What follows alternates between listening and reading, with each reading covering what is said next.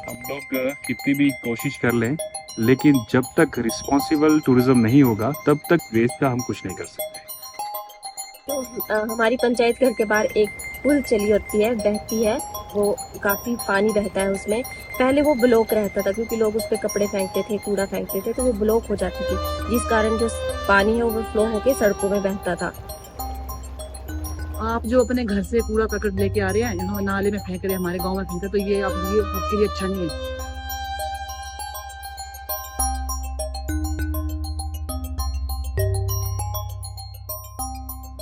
काफ़ी समय से तो ऐसा होता रहा है कि मतलब जगह जगह देखते हैं कि नालियों में कूड़ा होता है। हमारे यहाँ जंगल है हरे भरे, वहाँ पे कूड़ा फैला होता है क्योंकि हमारे यहाँ जैसे हिमाचल जो पर्यटन नगरी होती है, यहाँ पे देवी देवताओं का वास होता है। तो मंदिरों में लोग अक्सर, जैसे टूरिज्म बहुत होता है यहाँ पे, तो जैसे टूरिस्ट आते हैं, खाते पीते हैं, कूड़ा फेंक के चले जाते हैं, लेकिन इसको उठाने का कोई साधन नहीं है।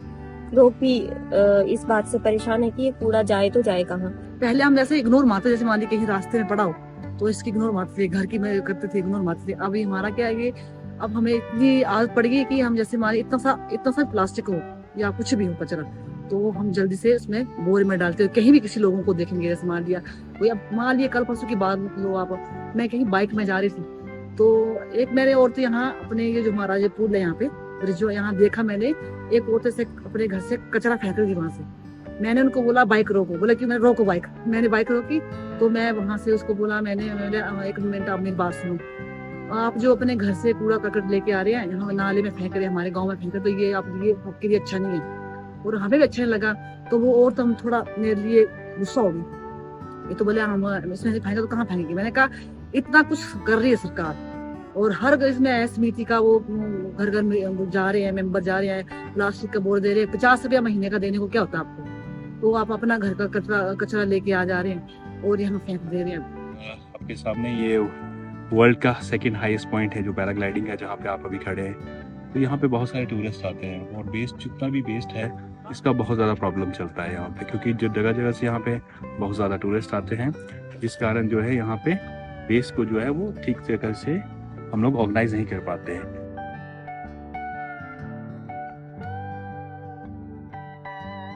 मेरे मन में एक ख्याल आया कि हमें मिलजुल कर, जो भी हमारे वार्ड सदस्य होते हैं, पंचायत के प्रतिनिधि, थोड़े विचार उनसे लिए हमने सबने इकट्ठे होके ये तय किया कि हम एक स्वच्छता समिति की कमेटी बनाते हैं। अपने गांव वालों को हमने साथ में जोड़ा। उस कमेटी में कुछ एक्टिव पर्सन हैं जो हमने अपने साथ जोड़े। महिला मंडल थे हमारे, उनको बनाया महिला मंडल को, उनको अपने साथ प्रधानों को जोड़ा, महिला मंडल के सदस्यों को साथ में जोड़ा। फिर हमने एक प्लान बनाया कि सबसे पहले हम अपने पूरे गांव को जागरूक करेंगे स्वच्छता के बारे में, हम उनको पहले समझाएंगे। फिर हमने एक ग्राम सभा रखी पंचायत में, और ग्राम सभा में सभी लोगों को हमने बुलाया।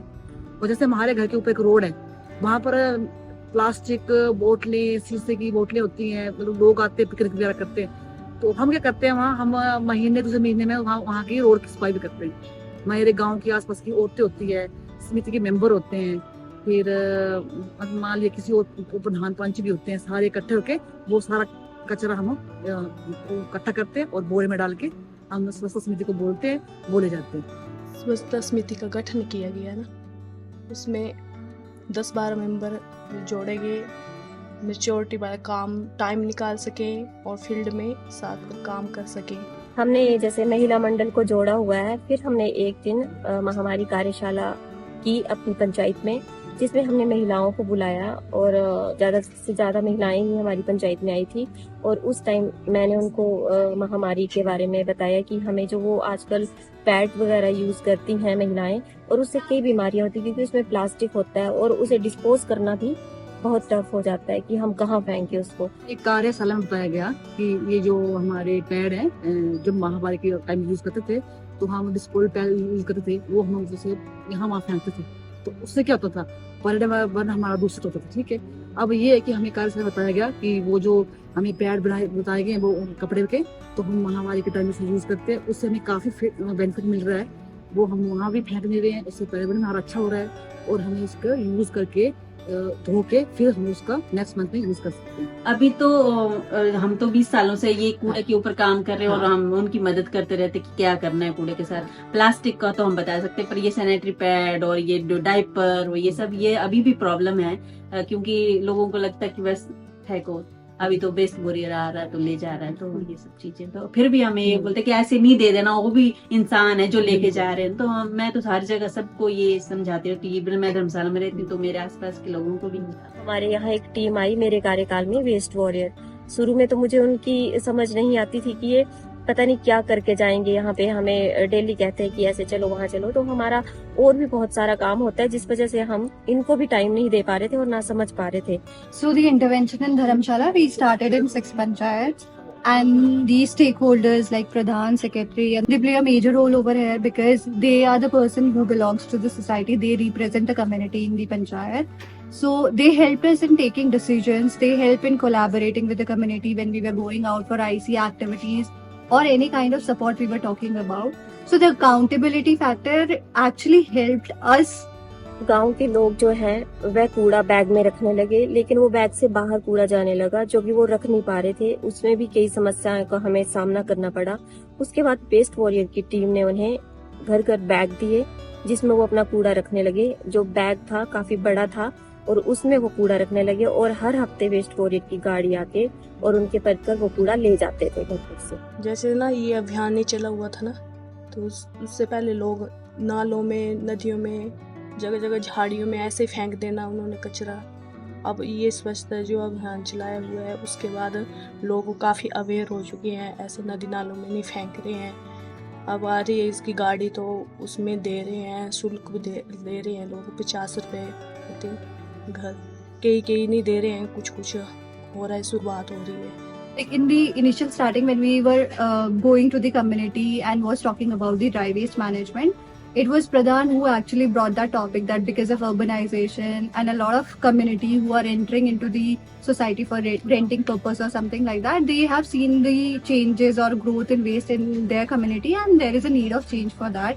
And they actually had conversation with the active members who were actively participating in the environment activities.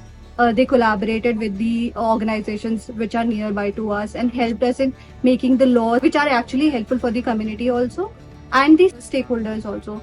And they try their best to find the fundings also from, whether it is from 15 Finance or whether it is GPDP from the for waste management operations and the other kind of activities we want to carry forward. Starting में तो बहुत कठिनाई आई क्योंकि कुछ लोग तो 50 रुपए भी नहीं देना चाह रहे थे, लेकिन जब उनके घर से इतनी गंदगी जा रही थी तो कुछ लोगों ने तो खुश होके दिए, लेकिन कुछ लोगों को हमें कुछ टाइम लगा समझाने में, लेकिन देते हैं लोग। Why Pradhan played an important role is because if we talk about community and sustainability factor of it, actually the CSR project, if we talk about, they are for 3 years, but later after that it's the community who will be taking accountability of it. So Pradhan has set an intention that these people are there for help. They will be helping us, but later once the term is over, we are the one who are living in this society and we will be taking forward. This is our environment, this is our culture, this is our society, this is how we can actually help to cater all the society by taking care of these small aspects. बहुत ज्यादा फर्क पड़ा है, स्वच्छता, हमारा गांव साफ दिखने लगा है। और जो हमारी पंचायत घर के बाहर एक पुल चली होती है, बहती है, वो काफी पानी बहता है उसमें। पहले वो ब्लॉक रहता था क्योंकि लोग उस पे कपड़े फेंकते थे, कूड़ा फेंकते थे, तो वो ब्लॉक हो जाती थी, जिस कारण जो पानी है वो फ्लो होके सड़कों में बहता था, आने जाने में दिक्कत रहती थी। लेकिन अब वो बहुत ही साफ पानी उस पे चला होता है और उस पानी की, बहते हुए पानी की अच्छी एक आवाज सुनाई देती है।